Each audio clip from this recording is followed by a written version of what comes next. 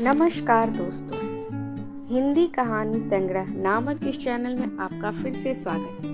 आज की कहानी का शीर्षक है मतलबी दोस्त। कमल नाम का एक बहुत ही समझदार बालक था जिसकी उम्र लगभग 12 वर्ष था। कमल अपने माता पिता के साथ कानपुर शहर में अपने मकान में रहता था। उसके पिता बैंक में पीओ की नौकरी करते थे और उसकी माँ एक साधारण सी गृहिणी थी। कमल एक प्राइवेट स्कूल में 7वीं कक्षा में पढ़ता था। वह हर रोज स्कूल पैदल ही जाया करता था।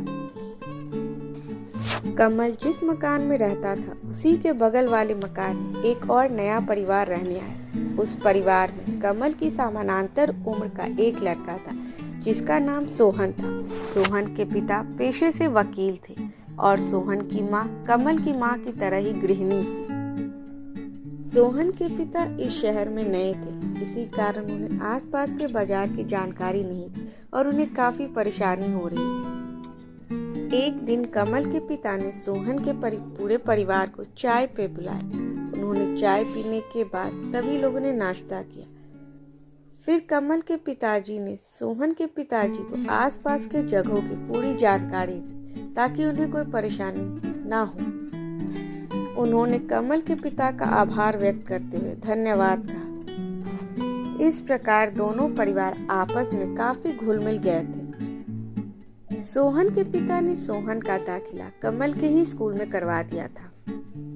सोहन कमल के ही उम्र का था, अतः सोहन का दाखिला भी कमल के ही कक्षा में हो गया। इस तरह कमल और सोहन अब घर और स्कूल दोनों जगह दोस्त बन गए थे।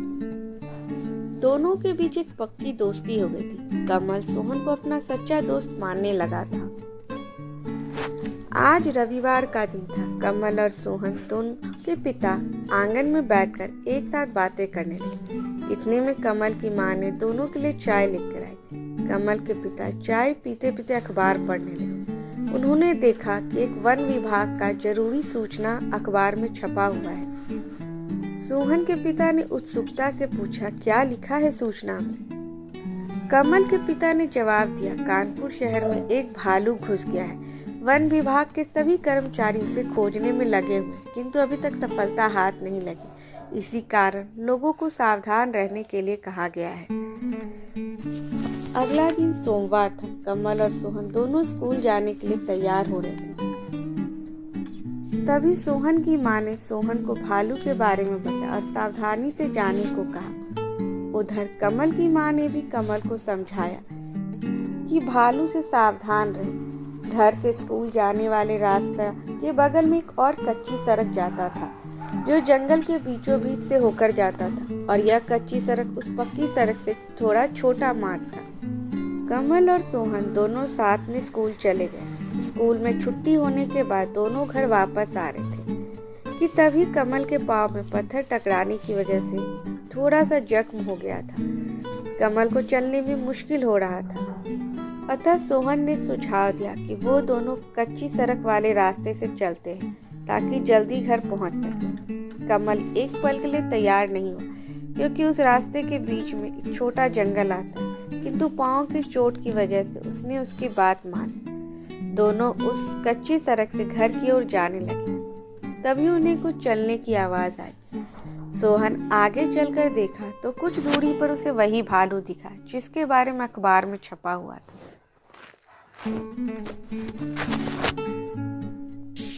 सोहन एकदम सा घबरा गया। उन दोनों को समझ नहीं आ रहा था कि अब क्या किया जाए। भालू कुछ ही पल में उसके पास आता दिखाई पड़ने लगा। भालू को आता देखकर सोहन दौड़कर पास के पेड़ पर चढ़ गया क्योंकि वह जानता था कि भालू को पेड़ पर चढ़ना नहीं आता है। कमल भी उसके पीछे धीरे धीरे गया। कमल पेड़ पर चढ़ने की कोशिश करने लगा, किंतु पैर की चोट की वजह से वह चढ़ नहीं पाया। उसने सोहन से मदद मांगी पर उसने अवसर को देखकर उसकी मदद नहीं करी और अपनी जान की फिक्र करने लगा। कमल को यह देखकर बहुत ही दुख हुआ। अचानक से कमल को याद आया कि उसकी माँ ने बताया था कि भालू मरे हुए मनुष्य को नहीं खाता है। उसने बिना एक पल गवाए तुरंत जमीन पर सांस रोककर लेट गया। कुछ ही देर में भालू वहां आया और कमल के शरीर को सूंघने लगा। भालू कमल के कान के पास आकर भी सूंघने लगा। फिर भालू को लगा कि कमल मर चुका है तो वह आगे बढ़ गया। कुछ देर बाद सोहन पेड़ से उतरा और कमल को कहने लगा कि आज दोनों का जान बच गया। फिर सोहन ने कमल से पूछा कि भालू उसके कान के पास आकर क्या कह रहा था। कमल ने बेरुखी से जवाब दिया कि भालू कह रहा था कि स्वार्थी और मतलबी दोस्तों से हमेशा ही दूर रहना चाहिए। यह कहकर कमल सोहन को छोड़कर आगे बढ़ गया। उस दिन के बाद कमल और सोहन हमेशा के लिए अलग अलग होकर रहने लगे। शिक्षा: स्वार्थी और मतलबी लोगों से हमेशा दूर रहना चाहिए। आशा करती हूँ कि आप सबको यह कहानी बहुत पसंद आई हो। ऐसी और मनोरंजक कहानी सुनने के लिए मेरे चैनल को लाइक, शेयर और सब्सक्राइब जरूर करें।